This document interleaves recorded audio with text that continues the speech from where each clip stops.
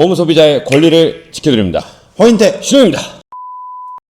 오늘은 이제 보험 중에서 특히 이제 5세대 실손이 이제 예고가 되면서 민간 보험에서 이제 가장 좀 중점을 두고 있는 것들이 입원과 수술에 관련된 내용입니다. 그렇죠. 네. 사실 수술비 보험이 네. 굉장히 각광받고 있습니다.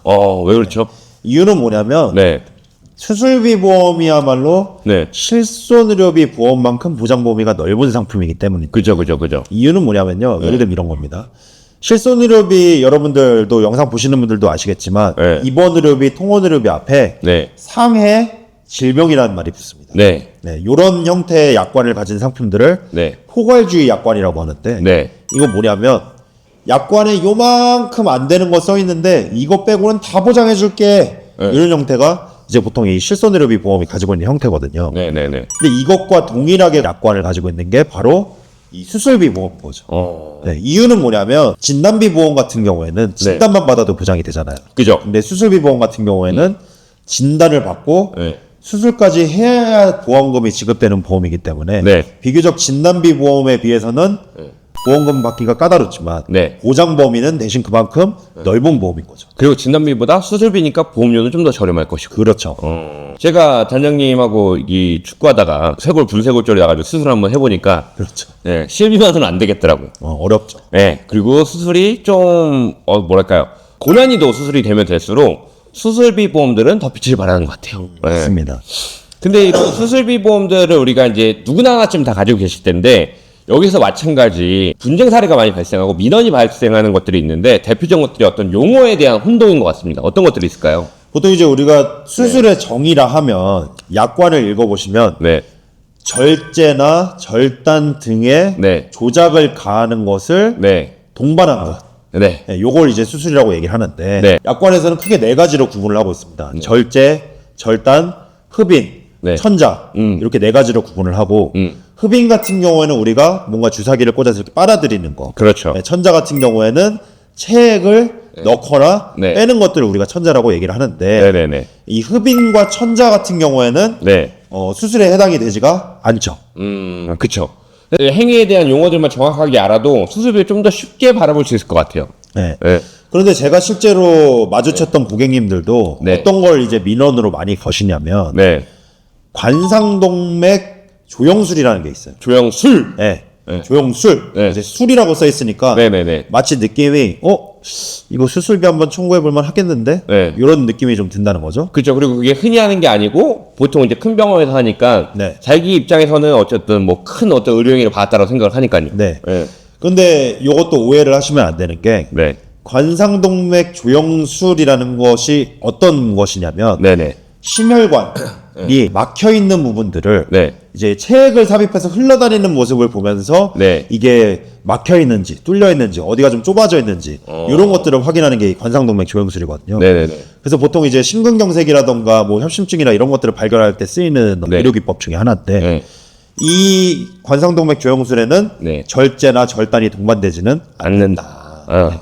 그래서 이 경우에는 수술비 보험금을 받지 못한다라는 게 네. 최근에 근거한 민원 사례 중에 하나였고요. 그죠. 이거 완전 반대된 게 저는 지금 떠오르는 게 뭐가 있냐면 안 될 것 같은 재생도 수술이 있잖아요. 어떤 걸까요? 이게 아까 흡인 천자라고 말씀하셨는데 대표적인 게 여성들 이제 부인과 질환 중에서 이제 만무통 같은 것들이 사실 주사기 같은 걸 넣어가지고 그냥 주사 맞는 거 이렇게 빼내는 것 같은데 요게 이제 끝에 이 감마 나이프가 달려 있어가지고 피부 조직을 절제하고 들어가서 처치를 하기 때문에 이건 또 종수술비가 네. 청구되는 경우가 있으니까 네. 사실 오히려 관상동맥 이 조영술 더 심한 거 아니야? 라고 하는데 이런 건 청구가 안 되고 간단한 이런 것들은 또 청구가 되는 경우가 수술비에 이제 있다는 겁니다. 네. 이 경우에도 네. 조심하셔야 되는 건 네. 이 맘모톰 시술을 할 경우에 이 종양이 실제로 이 암으로 발현될 수 있는지 아닌지를 확인하기 위해서 생검이라고 우리가 얘기를 하죠. 네네네. 그죠. 그래서 생검 목적으로 그냥 조직세포를 절제를 하지 않고 그냥 띄어서 검사만 하는 것은 또 안 되고. 수술비 보험금이 지급되지 않는다라는 거를 꼭 유의를 하시면 좋을 것 같고요. 동광권은 광고 심리 기준을 준수하였으며 이주 기간은 12일로부터 1년입니다. 추가적인 민원 사례 중에 하나가 네. 체해 충격파 치료에 관련된 내용입니다. 그쵸. 근데 이건 제가 봐도 안 될 것 같은데? 그렇죠. 네. 이 체해 충격파라는 게 딱 봐도 체해 외에서 그래서. 충격파를 통해서 두드리는 거. 네. 이런 것들이 이제 당연히 이제 수술비 보험이 지급이 안 될 것 같잖아요. 그런데 요게 네. 수술에 들어가는 것도 있기는 있습니다. 이름이 좀 다를 것 같아요, 끝에가. 네. 그래서 끝이 조금 다른데 네. 말씀해 주신 것처럼 체해 충격파 쇠석술이라고 얘기를 합니다. 네. 요게 이제 보통 네.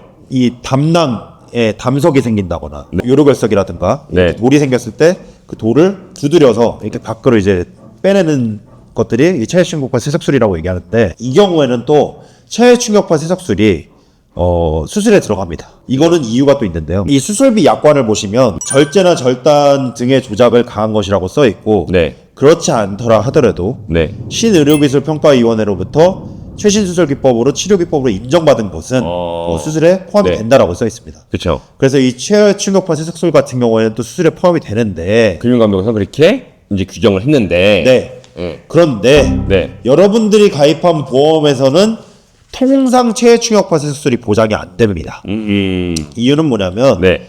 수술에 들어가 있음에도 불구하고 이 수술비 약관의 면책 조항을 보시면 네. 체해 충격파 쇠석술은 보장하지 않습니다라고 써 있기 때문에 우리가 수술비를 가입해놓고 체해 충격파 쇠석술 보장된다라고 너무 이렇게 또 오해를 하시면 네. 안 된다. 그쵸. 그러나 또 되는 회사가 있기는 있습니다. 그쵸. 네, 어딘지는 제가 정확하게 안내는 못 드리고 네. 문의 주시는 분들한테는 또 안내를 해드릴 거고요. 그쵸.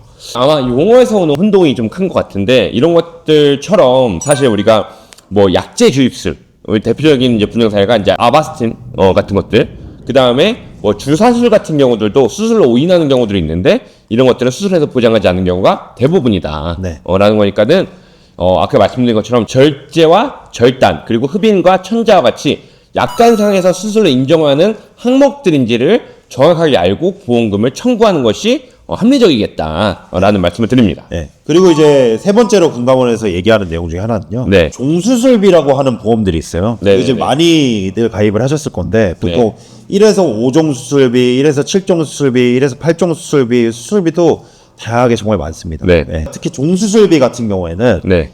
약관을 보시면 수술의 종류가 나열이 되어 있습니다. 네. 1종, 2종, 3종, 4종, 5종 해서 그 약관을 읽어보시면 그 수술의 종류의 이름이 명확하게 나열이 되어 있습니다. 해당이 되는 것만 주는 거죠. 그렇죠. 네. 그래서 지금 방금 말씀하신 것처럼 내가 그냥 수술을 했다 그래서 보장을 해주는 게 아니라 네. 약관상의 그 수술의 종류에 부합하는 수술을 했을 경우에만 보장이 된다. 그렇죠. 이게 1종에 해당되는지 3종에 해당되는지. 네. 그렇죠.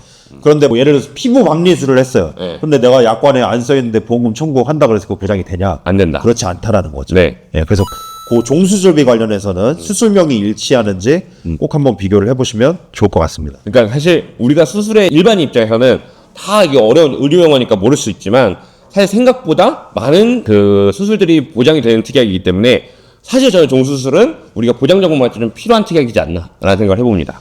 그리고 이제 아이들이 있으신 부모님 같은 경우에는 네. 특히나 또 많이 관심을 가지고 들어보시면 좋은 내용인데, 네. 아이들이 자전거 타거나 아니면 동네 또래 아이들이랑 축구하거나 이러다가 이제 넘어지고 네. 찢어지고 네. 이럴 때 우리가 꼬매는 것들을 많이 하잖아요. 네. 저도 여기 꼬맸어요. 저는 여기 턱 꼬맸어요. 네. 왜 꼬맸어요, 거기? 여기 자전거 타다가 엎어져갖고. 전 저 터져가지고. 그래서 우리가 이렇게 꼬매는 것들을 네. 봉합술이라고 얘기를 하죠. 그죠. 그래서 흔히 이제 창상봉합술이라고 얘기를 하는데, 네. 창상봉합술은 보험금이 지급이 될까요, 안 될까요? 상상봉합술은 안 됩니다. 네. 근데 이게 네. 지급이 되는 경우가 있대요. 어떤 경우가 있습니까? 어떤 경우냐면 네. 변연절제술을 동반한 경우에는 보험금이 지급이 됩니다. 변연절제술이라고 하면 어떤 걸까요? 변연절제술이라 하면 어떤 거냐면 네. 몸에 상처를 입었는데 네. 그 부위가 오염이 된 거예요. 네네네. 네, 그래서 이대로 꼬매면 흉이 질 것 같아. 흉이 지거나 염증을 유발해가지고 또 다른 합병증이 발생할 수 있는 거죠. 네, 그래서 그런 경우에 네. 이제 절제를 합니다. 그 부위를, 오염된 부위. 네, 드러내는 거죠. 그 이후에 꼬매는 것은 네. 변연절제술을 포함한 이 창상봉합술은 보험금이 지급이 또 됩니다. 그러니까 쉽게 말해서 단순히 아이들이 찢어져가지고 꼬맸다. 수술 아니냐? 할 수 있지만 아니다. 네, 변연절제를 포함해야 된다. 네, 라는 겁니다. 맞습니다. 오늘 저희가 수술비에서 다뤄봤는데, 제가 서두에 말씀드린 것처럼 수술비가 정말 필요하다고 생각하는데 우리나라에서 제일 많이 하는 수술들은 어떤 것들이 있을까요? 그래서 통계청에 가서 확인을 해보시면요. 네. 다빈도 질환이라 그래서 네. 우리나라에서 가장 많이 하는 수술들을 순위별로 이렇게 나열을 해놨습니다. 한님 뭐뭐 해보셨어요? 저는 이제 해야 되는 수술은 네. CX 수술. 그죠? 저는 경험해봤지. 네, 저는 그걸 해야 돼요. 네. 네. 그리고 이제 여기 추간판. 주간판 많이 하죠. 그래서 신경성형 수술. 그죠? 네, 했고. 그 다음에 이거 안검하수 많이 하지 않나요? 안검하수는 많이 하는데 순위 안에는 없어요. 그래요? 그러면 무릎? 무릎은 있죠. 있죠. 그래서 수술을 가장 많이 하는 게 여러분들은 뭘 것 같으세요? 영상을 보시는 분들도 한번 맞춰보시면 좋을 것 같은데 네. 그 수술 가장 건수가 높은 것은 왜요? 바로 백내장입니다. 그렇죠. 네. 그래서 연세가 있으신 분들 같은 경우에 이제 백내장 수술을 굉장히 많이 하시는데 네. 이 백내장 수술 같은 경우에는 또 단초점 렌즈 수술, 다초점 렌즈 수술이 있는데 특히나 이 백내장 수술 같은 경우 렌즈 삽입술이라고 얘기를 하죠. 네네. 근데 이게 지금은 입원으로 쳐주질 않아요. 그죠. 네. 당뇨라든가 이런 게 있어서 합병증으로 우리가 입원하는 경우가 아니면 이거는 뭐 한 30분, 1시간이면 끝나는 건데 이거를 왜 입원으로 쳐줘야 되냐. 그죠. 이게 왜 논쟁 사유가 되냐면 입원 처리를 했을 경우에는 실손의료비 한도가 5천만 원까지 보장을 해주니까. 그죠. 다초점 렌즈 같은 경우에는 비용이 또 막 수백씩 하거든요. 그래서 이런 비용들을 보장을 해줄 수 있으니까 이런 걸로 민원을 굉장히 많이 넣으셨었는데 네. 지금은 당뇨 합병증이나 이런 게 아니라 그러면 입원 처리가 안 되고 그죠. 입원 처리가 되기 때문에 네. 이런 부분들을 결국엔 보완할 수 있는 게 바로 이 수술비 보험인 거죠. 그러니까 실손보험의 어떤 모럴헤저드의 끝판왕에 있는 게 이 백내장하고 도수치료였는데 네. 이제 이거는 거의 당국에서 아예 차단하다시피 해놨으니까 이런 것들 좀 보완하려면은 일반적인 우리가 이제 수술비 보험이라고 하는 것들을 좀 보충을 해서 좀 탑재를 해놔야 네. 활용할 수 있는 가능성이 열린다. 그리고 이 1위부터 20위를 네. 한번 살펴보시면 되게 저는 유의미한 게 뭐였냐면 10위가 네. 협심증이에요. 우리 뭐 아까 말씀하신 것처럼 안검하수 이런 걸 더 많이 할 것 같잖아요. 네. 10위가 협심증이에요. 요새 특히나 그 협심증이 조기 발견하는 경우들도 많이 있고 하기 때문에 오히려 선제적으로 좀 수술할 수 있는 경우들이 좀 더 많아지고 있다라고도 보여집니다. 네. 그 다음에 14위가 네. 유방암이고 15위는 간암, 16위는 갑상선암, 네. 17위가 곱선신경병세. 어... 네. 오히려 19위가 편도 및 아데노이드의 만성질환이라고 하는데 네. 이게 이제 보통 편도 그죠? 염 와가지고 수술하는 것들이란 말이에요. 네네. 그러니까 편도 수술보다 네. 간암, 갑상선암, 뭐 심근경색 이게 수술이 더 많은 거예요. 그쵸. 네. 근데 그런 것들은 이제 중대질병을 갈수록 한두 푼 드는 것들이 아니고, 그 다음에 실손의료비에서 커버할 수 있는 부분은 또 분명히 한계가 있기 때문에, 여러분들이 지금 가지고 계시는 보험들 안에서 이런 수술비에 관련된 것들, 뭐 엔대질병, 그 다음에 뭐 질병수술, 상해수술, 그 다음에 종수술, 여러 가지 수술비 특약들이 있지만, 그런 것들이 실손의료비에 어우러져가지고, 여러분의 어떤 의료사고 발생했을 때 충분히 잘 보장받을 수 있는지를 꼼꼼하게 한번 이번 기회에 점검을 해보시면 좋겠습니다. 수술비는 종류가 굉장히 많고 네. 회사별로도 보장 범위가 정말 조금씩 상이한데 내가 걱정이 되는 질환들이 있거나 네. 그래서 향후에 또 실손의료비가 변경될 걸 대비해서 네. 미리 나는 수술비 보험을 좀 준비해보고 싶다. 비교 제안을 받아보고 싶으신 분들이 있다 그러면 아래에 더보기 링크에 상담 링크가 있으니까 그 상담 링크를 통해서 뭐 수술비 보험 안내 한번 받아보고 싶습니다 얘기를 해주시면 저희가 전국 어디든 방문 상담을 드리고 있습니다. 네. 오늘은 이제 주요 분쟁 사례로 알아본 수술비 보험의 중요성에 대해서 설명드렸습니다. 오늘도 내용이 도움이 되셨다면 좋아요와 구독, 그다음 알림 설정까지 부탁드리겠습니다. 마치겠습니다.